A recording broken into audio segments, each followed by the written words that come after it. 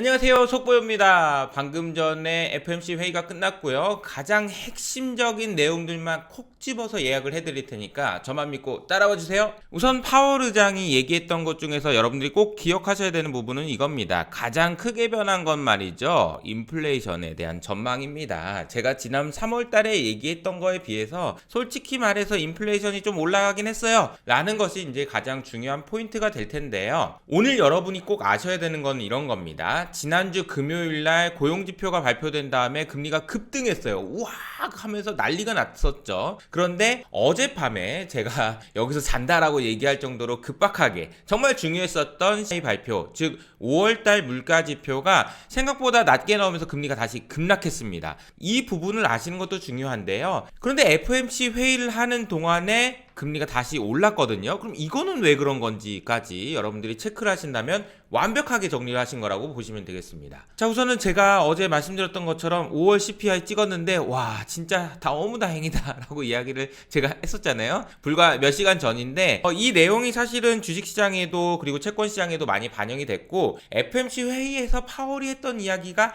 아주 크게 반영된 건 아닌데 딱 한 가지 걸리는 게 있어요. 그 내용을 여러분 마지막에 꼭 확인하시기 바랍니다. 자, FOMC 회의를 요약해보면 이렇습니다. 일단은 금리 인하가 올해 한 번밖에 없을 것 같아 라고 정리를 해버렸습니다. 어제 제가 소개해드렸던 닉 티밀하우스 기자가 이야기했던 부분들이 예방주사를 맞은 효과가 좀 있었다라고 볼 수 있을 것 같고요. 금리는 만장일치로 동결했죠. 그리고 인플레이션에 대해서는 앞서 처음에 말씀드렸던 것처럼 너무 높긴 해. 그리고 뭔가 진전되는 것 같은데 또 뭐 완만하게 돼. 이런 식으로 이제 표현이 되어 있었고요. 마지막으로 중립금리가 코로나 이전으로 돌아가기는 어렵다라고 얘기했는데 이 말이 무슨 말인지를 설명드리도록 하겠습니다. 자, 그런데 금리는 왔다 갔다 하는데 그 와중에 증시는 사상 최고치를 계속 기록하고 있고 나스닥은 어제도 1.2% 상승하는 모습을 보였습니다. 왜 그런가? 그런 거 보면은 결국은 애플인데요. 애플이 어제도 7% 오늘도 5% 가까이 상승하는 모습을 보였는데 제가 이런 말 하기 좀 그렇지만 제가 실적 발표 전에 제가 애플이 위기라고 하던데 저는 좀 일단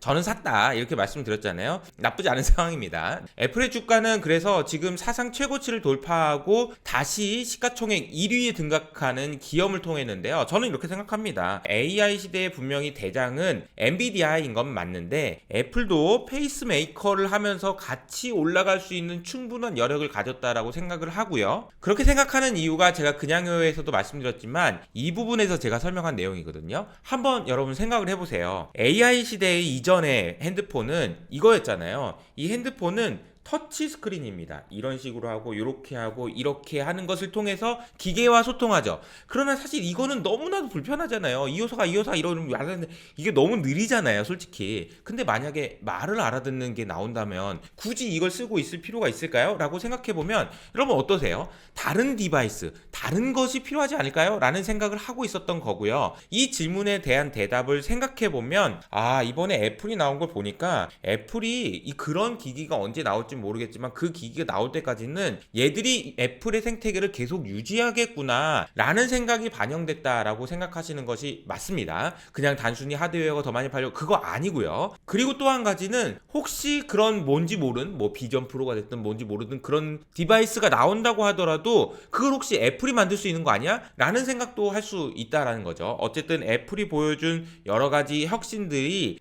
AI 시대에도 계속 이어질 수 있을 거라는 생각들이 반영된 주가다라고 보시는 게 맞는 것 같습니다. 자, 그러면 다시 FOMC 회의로 돌아가서요. SEP 전망치 보통 FOMC 회의는 보통 8번 진행되는데 그중에 4번은 이렇게 경제 전망치를 수정하는 게 나오기 때문에 어제 경제 전망치 수정된 것도 여러분이 꼭 체크를 하셔야 되는데요. 내용을 보시면 3월달과 6월달입니다. 이 숫자가 하나도 안 바뀌었네요. 네, GDP와 실업률 전망치는 사실상 거의 바뀌지 않았습니다. 그런데 바뀐 것은 이 그림에서 보시는 것처럼 PCE 전망치, 즉 다시 말하면 물가지표가 3월달에 비해서 확실히 높아졌다라는 거죠. 그러니까 파월이 이렇게 머리를 극적이면서 물가가 좀 높아졌어요 이렇게 얘기를 했던 거죠. GDP 성장률 전망치 거의 변화가 없었고요. 실업률 전망치도 거의 변화가 없었다라는 것을 확인할 수 있습니다. 물가 전망치만 조금 올라갔죠. 근데 개인적으로는 좀 중요하게 생각하는 포인트 중에 하나가 연준 의원들이 향후 전망에 대한 불확실성이 얼마나 돼요? 라는 그런 질문을 받거든요.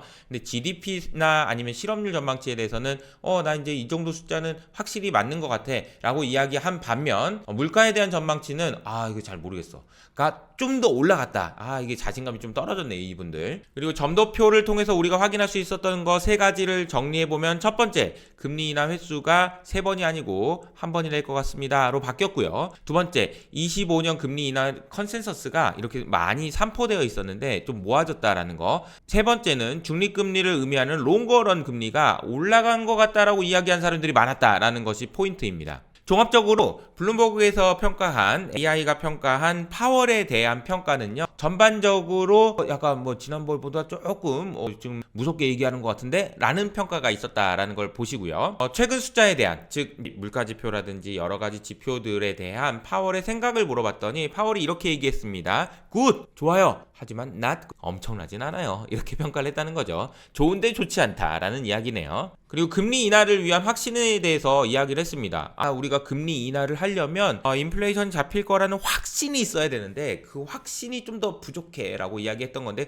그럼 도대체 몇 번이나 봐야 돼요? 라고 이야기할 수 있겠죠. 그래서 이 질문에 대한 대답입니다. 즉 다시 말하면 어제 물가가 좋게 나왔어요. 근데 몇 번 더 보고 싶다는 거잖아요. 그럼 몇 번 더 봐야 돼? 라는 질문에 대해서 FOMC 회의 하기 전에 블룸버그에서 조사한 결과를 보면 3번 정도는 더 보고 싶다라는 얘기예요. 그러니까 6월달에 한번 봤잖아요. 그러니까 7월달과 8월달에 보고 9월에 금리 인하 가자! 이거 맞습니까? 라고 다음 질문이 이어졌죠. 그러니까 파월이 점도표를 한번 보세요. 이 사람들이 이렇게 모여 있어가지고 한 명만 일로 올라가도 한 명만 이렇게 내려와도 금리 인하는 가능하긴 한데 안 가능하기도 해서 내가 어떻게 알겠습니까? 이렇게 대답을 했다라는 겁니다. 그러니까 지금 점점 금리 인하에 임박하긴 했는데 9월이냐 아니면 11월 대선 넘어간 12월이냐가 지금 관건이라고 보시면 되겠습니다. 이번에 어쨌든 어제 물가지표가 나온 이후로 9월 인하 가능성은 확실히 높아졌다라는 것은 알 수 있어요. 그럼 6월 물가는 어떻게 평가하십니까? 지금 FOMC 회의 들어가기 전에 30분 전에 나온 거 있잖아요. 그거 어떻게 보셨어요? 효석이가 막 엄청 좋아하던데. 네, 우리는 많은 진전을 받습니다 라고 대답을 했던 거죠. 그리고 노동시장에 대한 평가는